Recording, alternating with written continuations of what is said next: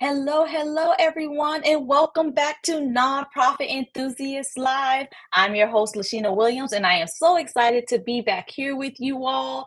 I hope you had a wonderful Thanksgiving. I can't wait to hear how Giving Tuesday has went for you all. If you had an amazing Giving Tuesday, go ahead and start dropping those results. Or also, if you want to share some of your Thanksgiving favorites, share that as well. Drop that in the comments box so that we can all just celebrate this moment. I hope you all had a relaxing week last week. I'm glad to be back and be able to finish out this month's conversation on friend raising. And speaking of friend raising, we have a friend here with us today. We have Shameka Allen-Lane with Catalyst Event Coaching back on with us to continue the conversation on friend raising this month. So let me go ahead and bring Shameka up. Hey, Shameka.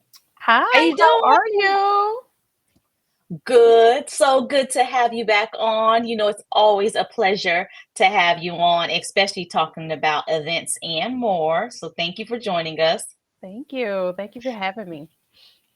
Of course. So, before we get started and talking about friend raising, if and I kind of like to ask you to do this just because I love hearing about how you started Catalyst event coaching and the science behind it. So that's why I asked you to do this. So if you don't mind just talking a little bit about your background, how you entered into the nonprofit arena, along with about Catalyst Event Coaching, how you founded it, and the services that you provide to nonprofit organizations.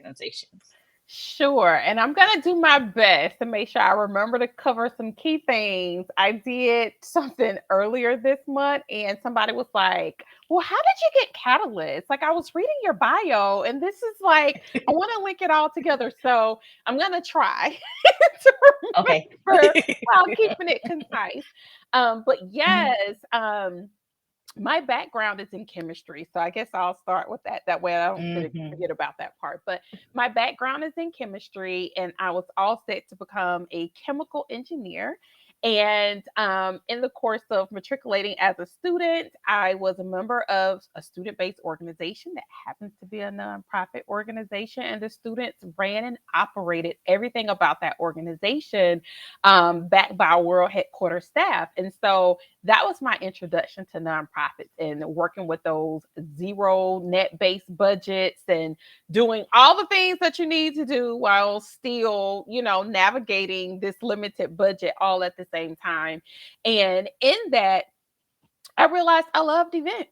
And maybe I shouldn't go into chemical engineering. So it is still my first love and will continue to be my first love. But with that said, I approach events from a different perspective. I'm very analytical in approach, obviously, having a background in chemistry. So I have a degree in chemistry with a math minor. And so with that, I'm very analytical with my thinking and how I approach things. So for me, I'm not going to say things have to be very black and white because that happens a lot of times with people that are very analytical. So there are some gray areas, but I'm not as colorful, if you will, Mhm. as some of the more creative people that enter into the event space that are more concerned about just, I hate to say design because design can be perceived different ways. I do work with design in terms of how a room is set, and some of those types of aesthetics that affects your learning and that type of information of how you receive. But in terms of decor and that type of design, not as much. A lot Mhm. more people are more on that side of things when it comes to events. And so, with that, my background, I have over 15 years of experience in hospitality management and events, and I have a master's degree in it as well. I do have the designation that's globally recognized for certified meeting professional. And so, I did a lot of work on the venue side of things before starting my business. And so, with that said, I've worked with all different sorts of types of groups.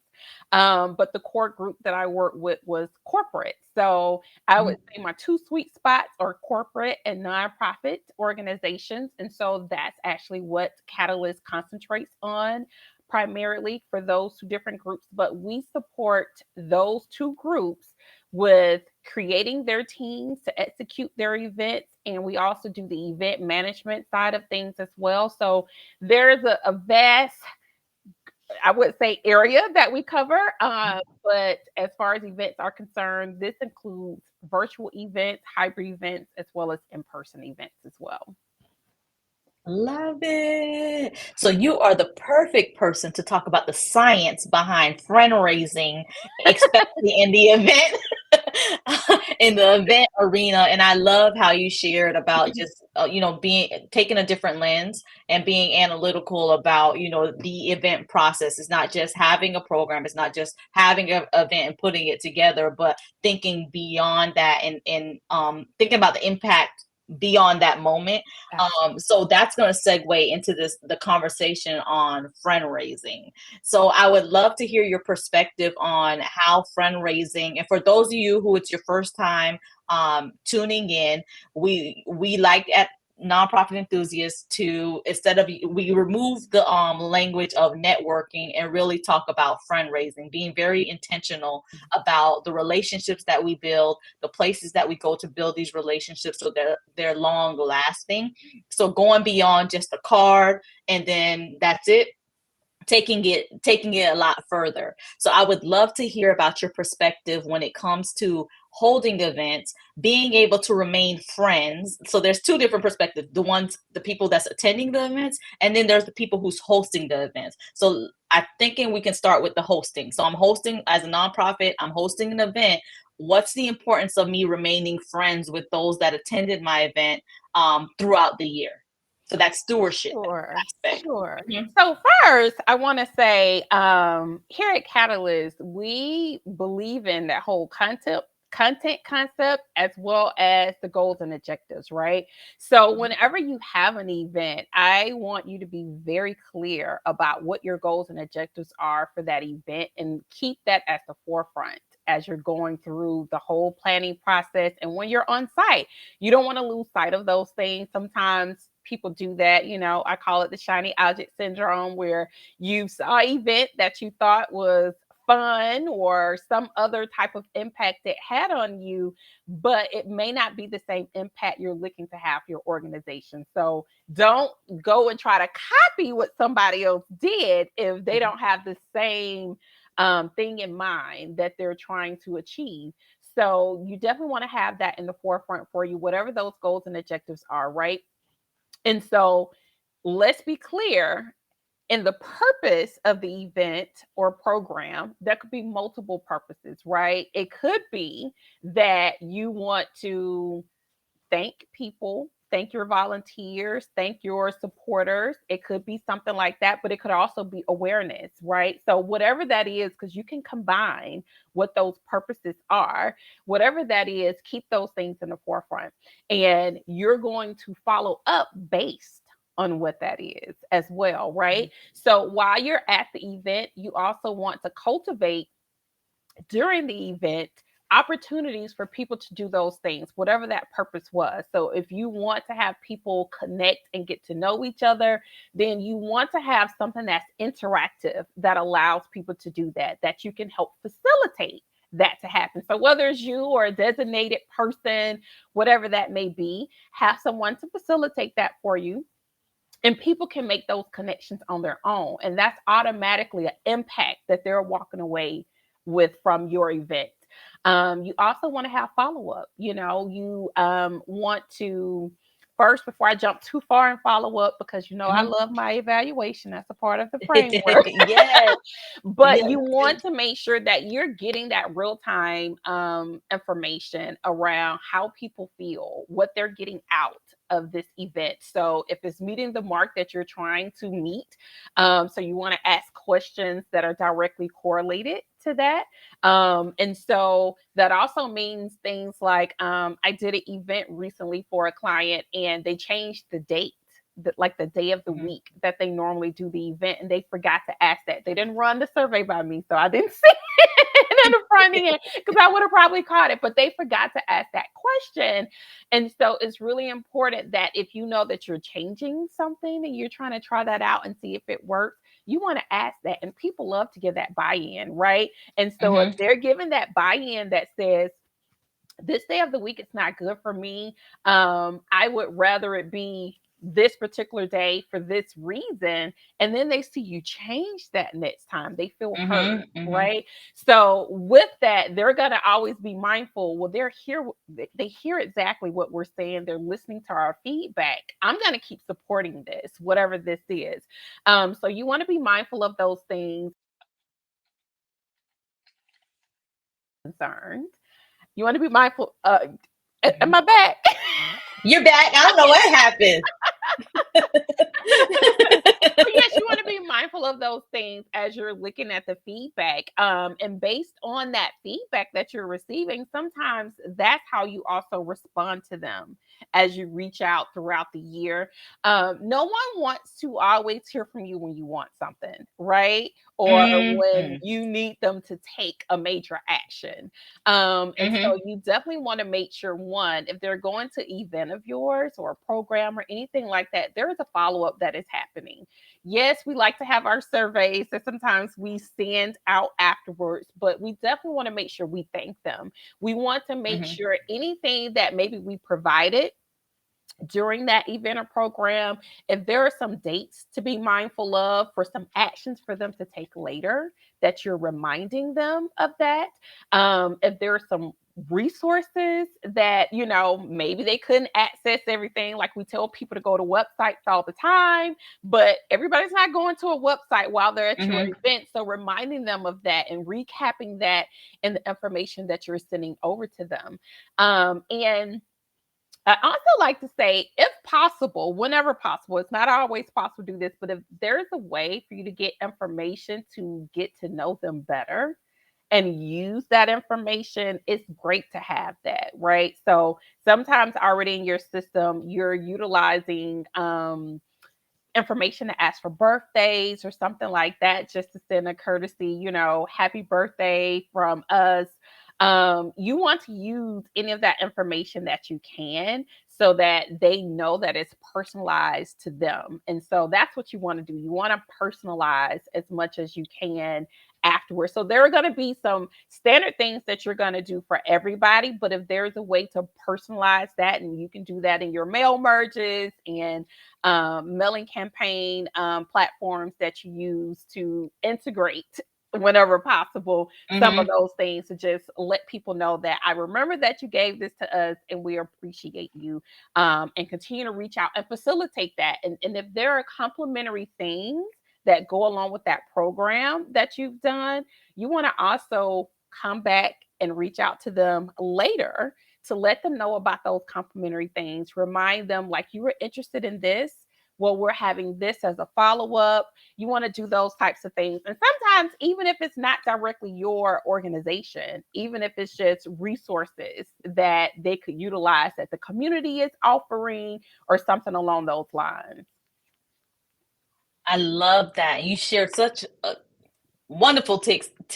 So you talked about follow up during the evaluation process, and I love that you talked about make sure when you ask those questions that you're going to use that information.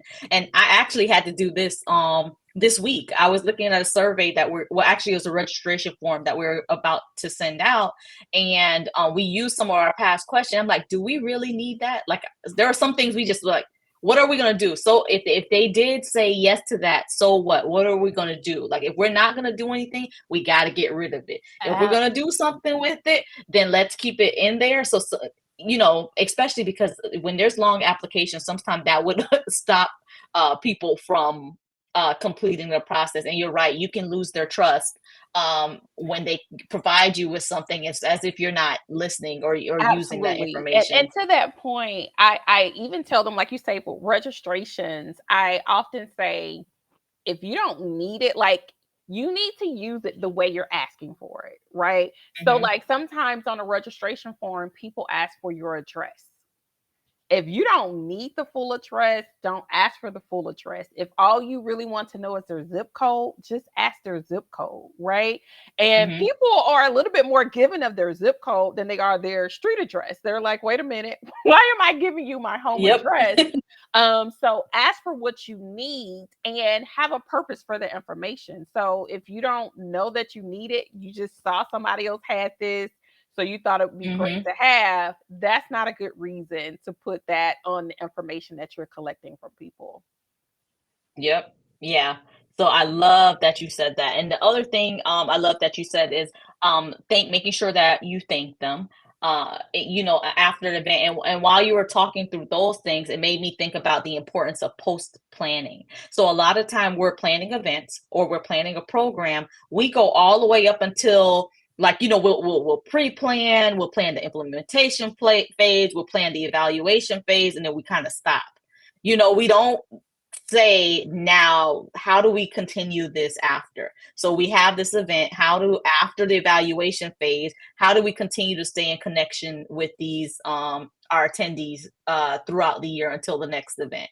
How do we, what are those points? So I would love to hear any tips or tricks you have. That's common. I've seen it. I've sat on different task forces. I sat on different committees, and where you just easily stop after the event. All right, we'll see them next year, and we'll start planning next year. What tips do you have for organizations that's planning their events, or they might be planning a program, and that's where they stop, kind of like they stop at that point? What are some things they can do beyond that during their pre-planning phase? Sure. So that's a real good question. That's a real good question because you're right. It comes up often where people are thinking about right now in this moment, right? Mhm, And when it comes to having a big event or program, a lot of times there's a lot of dollars, times, resources, all of that that is bundled into that one event. And we're thinking about, I want to break even. I'm gonna be tired after this. I'm gonna take a vacation. Like you're thinking about all those yeah, things. yep, You want to go ahead and plan for after while you're doing all of the planning for the event. You want to plan for what after looks like, right? How are you going to use mhm, this information? How really, and this is important because sometimes we don't sit and do this. How is it valuable to the people attending, right? How is this mhm, information valuable and how is it going to be most valuable, right? So, if we're having an event and we give great information during the event, but the follow up may be important for them to take action because maybe there's only so much action they can take real time that day of, but you need action to happen afterwards. Well, you're going to have to essentially put together a campaign that would suggest mhm, and cultivate people to do those actions throughout the year. And even if you, for some strange reason, which you should as a nonprofit, need mhm, people to take actions throughout the year to support you, whether that's volunteerism, whether that's sharing and getting the word out to others, having that word of mouth, whether that's, it could be a variety of things. Even if for some reason you're not doing that, the reality is mhm, you don't want your audience to grow cold. That's what you don't want to do. mhm, You don't want to say, well, we do this event every year, February, and everybody's tuning in for February, but then they haven't heard from you in between when they left that event in February until it's time to go back again. Or you do that campaign of, hey, everybody, here's the new event dates, and you put out your flyers and you open up your registration. If that's when they hear from you, you're losing people. Everybody's not going to mhm. come back. Yep. Everybody doesn't have the same thing that's happening in their life that they did a year ago that allowed them to see that information that you were sending out. So they're going to forget about it, right? So you Mhm, want to make sure that you are still finding ways, even if it is that nice hello, Thanksgiving is coming up. We're grateful that you have been a part of our community, whatever that is, just having those various touch points so that people are still realizing you're there. They haven't forgotten about you. mhm. And it's really good to let them know what you have coming up, especially again, if it relates to what they've been a part of. I love that. Yeah, I'm thinking about, like, as you're talking, I'm thinking about some of the events I've attended, small, large, mid, and thinking about how many of them I actually hear from after. I normally, a lot of them I hear from right before the next event. Like, let's say Mhm. if it came around again, then I'll hear from them. And honestly, yeah, some of them I've lost connection with because I feel like, as a friend, because we're talking about friend raising, as a friend, you invited me to your party, but now it's time to kind of, start raising funds again. And here you are knocking on, but what happened? Like, I didn't hear anything throughout you ain't called me, you didn't pick up the phone, you didn't send Nothing. me a message, not a, like, it feels so, that feels networky, and we're talking about friend raising this go around. Right. So I definitely encourage, nonprofits to think about that. Think about, how would you treat your friends? Would you like that if they just call you every time they needed money, or if every time, whether it's, you talked about, it can be, the event could be different purposes. It could be for connecting and networking. They just want to call you when it's time to kind of network and bring everyone in a room. How would you feel? Right, right. And that's exactly right. And we just have to be mindful too, especially if it's some individuals, like you say, if you gave a special invitation, if they're speakers, if they have some honorary role, Hmm. essentially, as to why they're coming to this event, you really need to show some gratitude to those individuals. That includes volunteers as well, Hmm. because again, same thing for them. Like, wait, I haven't heard from you. I thought you weren't doing it this year, because something could happen in your life or just the organization with timing, and you still want to have. If I used the example earlier of February, you still want to have the event in February, but things have happened and you didn't get out the information in the time that you normally get it out. So now people are like, well, I didn't hear from you. So I didn't think you were Hmm. doing, I haven't heard anything from you. I didn't know you were Hmm. still even an organization or doing this work. Hmm. So you definitely Yep. want to make sure that you are reaching out to them and finding other opportunities. And it's really great to include people in your recaps. If especially if they have an honorary role or something like that, um, include them in recaps, ask their opinion, bring them into the fold early as well, so that they can actually have some input that possibly might be very helpful input, and it gives you an opportunity to make some changes should you need to make those changes as well. Love it. So, before we close out, I want to, if you have any success stories that you can share of organizations that did fundraising right, in the sense of they had the event, or it could be a program, whichever one you decide. They had the friend, and you don't have to name the organization, but you could just kind of tell the concept of the friend. I'm sorry, they had the event or the program, and then afterward they stayed in contact with, those that were a part of it, and then now next year it tripled or it doubled, or like you seen the impact increase because they were able to retain their friends and add new friends to the party to continue to grow the event program or whichever. So yeah, I would say that there is a nonprofit that Hmm. partners, and they joined the partnership. It was something that was in Hmm. existence already. They joined the partnership, and just because of some of those organizations reach, it Hmm. already doubled the situation, right? It Hmm. doubled the attendance, it doubled the awareness. But every time they were intentional about reaching back out, and this could look like different things. So,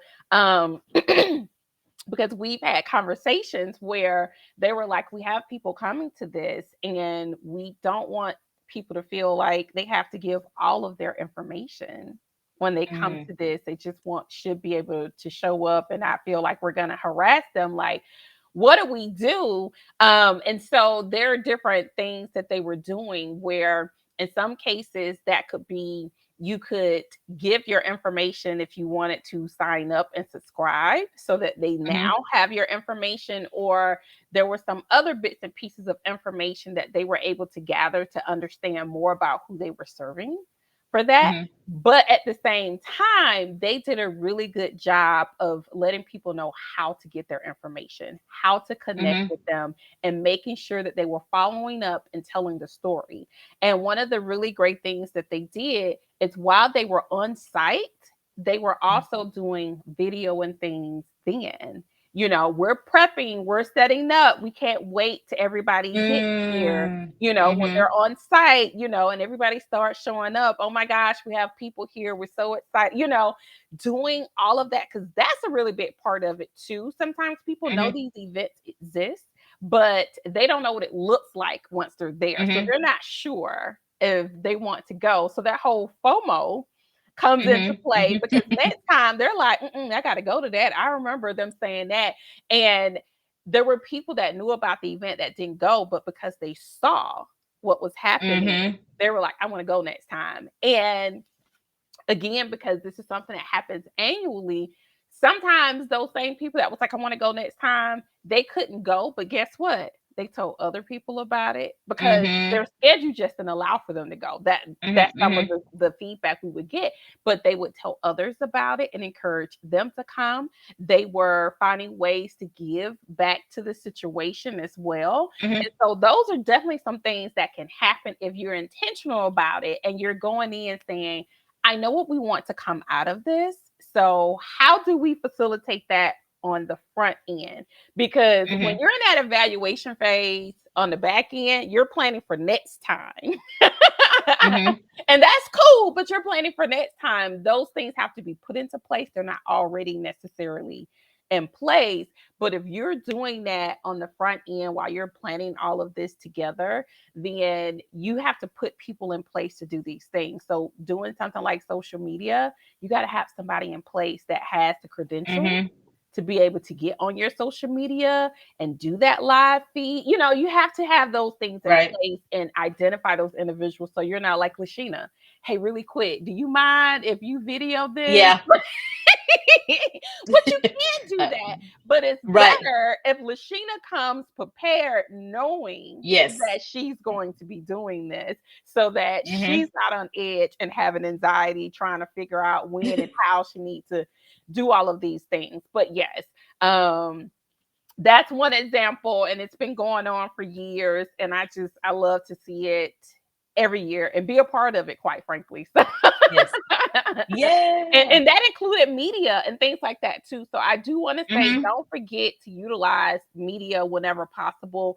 Know and understand. I think sometimes you do invite somebody on for PR, but know and Mm-hmm. understand that you're not always going to get a response from media. So let me be clear about that. So let me take a moment, if I could, on that. So they're not going to always Yes. respond. Sometimes they respond, but you have to be prepared in case they do. That's the kicker. You have to Mm-hmm. be prepared in case they do. Right. So you want to give them ample time to know that you're planning this.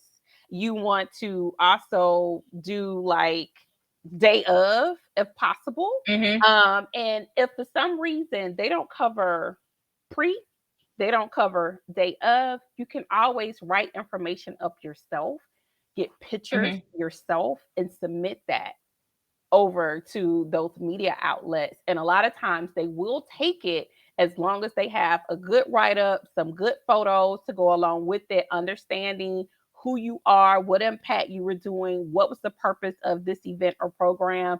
And you'll find sometimes you will Mm-hmm. actually get in the news, whether it's the newspaper or a news channel. And once they're on your radar, you need to make sure you keep up Mm-hmm. with those people too. Keep those Yeah. relationships going, Yep. because they're going to potentially switch out between the next year or the next time you have that event. So being able to cultivate that, because the next time, now that they know about it, they may give you more coverage. If they only cover Yeah. after the event, they may come on site the day of the event. Love it. I love this entire conversation.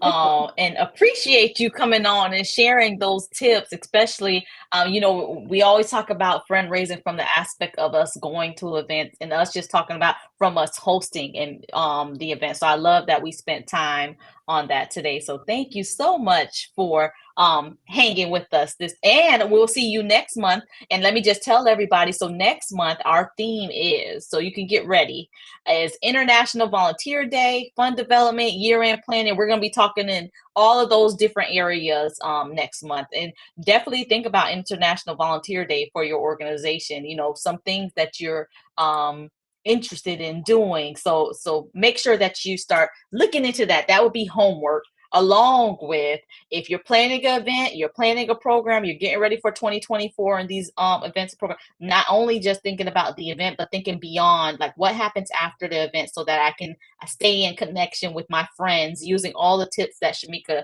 shared with us today. So thank you all so much for tuning in. Shameka, any final thoughts? Sure. I do want to share at Catalyst, we Uh-huh. do have workshops that we're starting to provide monthly. I'm saying starting, we've already started it, but they Yes. are out. So right now we have out through the first quarter, so in March.